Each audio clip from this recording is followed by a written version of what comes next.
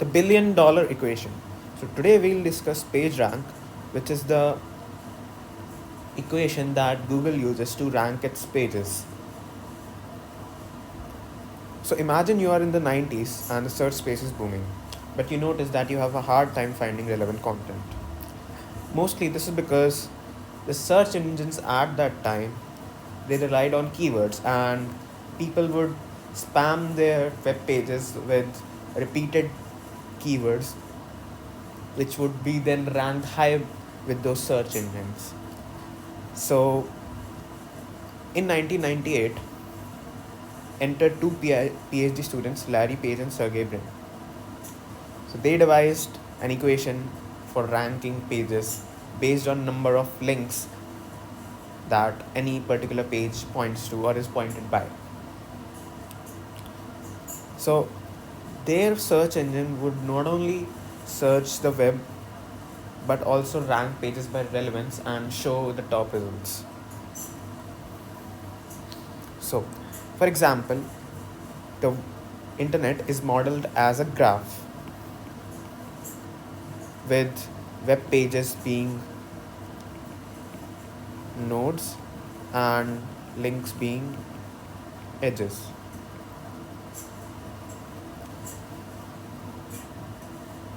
Whenever a web page points to me, so suppose this is my web page, I should get, this is treated as an endorsement.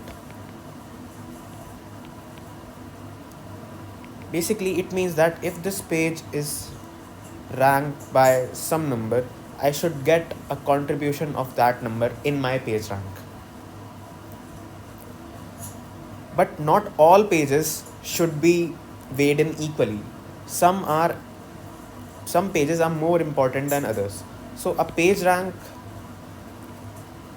is not simply the number of links that I have incoming.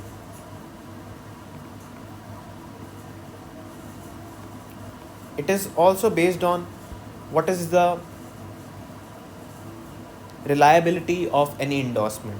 So if I have another web page that is pointing towards me, if they have a higher page rank, they should have a higher contribution to my page rank.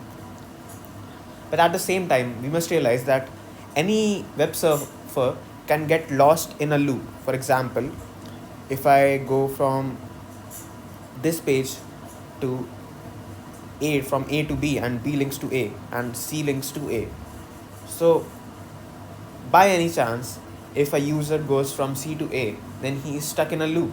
So in those cases, the user would randomly jump to any of the pages after that user is stuck in a loop.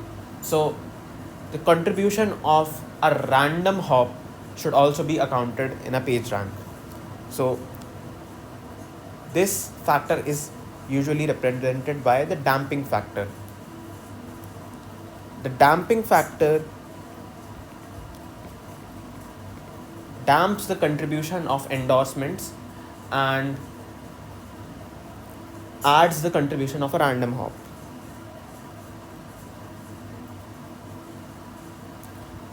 So basically, this is the damping factor D, and this represents the probability if the user had been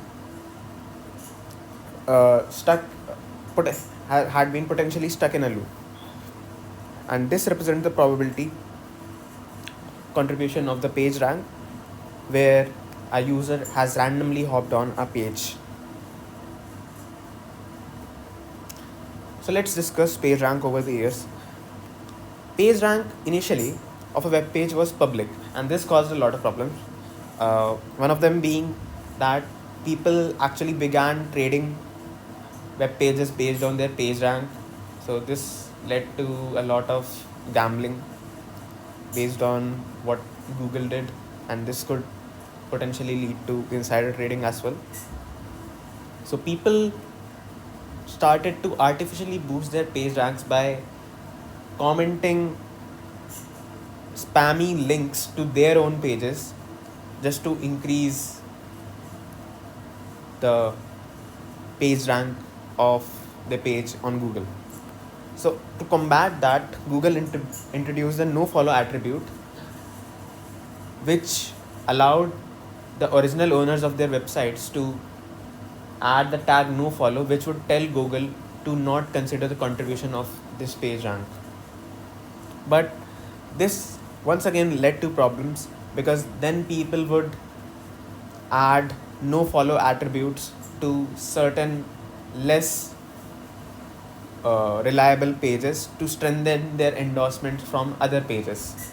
So this was another problem. So due to the PageRank system being public, a lot of search engine optimizers came into being, and they started their business, and Google did not want that. So it eventually in 2016 made the it discontinued PageRank, and they do not use it anymore officially, as that's what they claim. However, it seems that they still use some form of PageRank on the top of new systems based on machine learning and search brain.